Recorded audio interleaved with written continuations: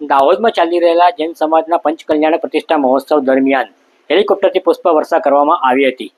નમસ્કાર, આપની સાથે હું પ્રિયાંક. જોતા રહો સમાચાર વિસ્તારથી.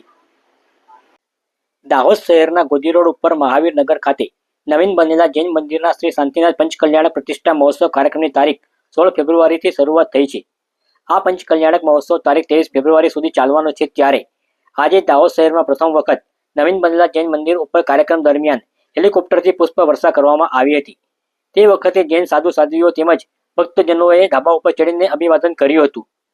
देना देना गुरुवर हमको तुम अपना आशीर्वाद देना देना गुरुवर हमको तुम अपना आशीर्वाद इस बार हमारे नगर में हो गुरु आपका चातुर्मास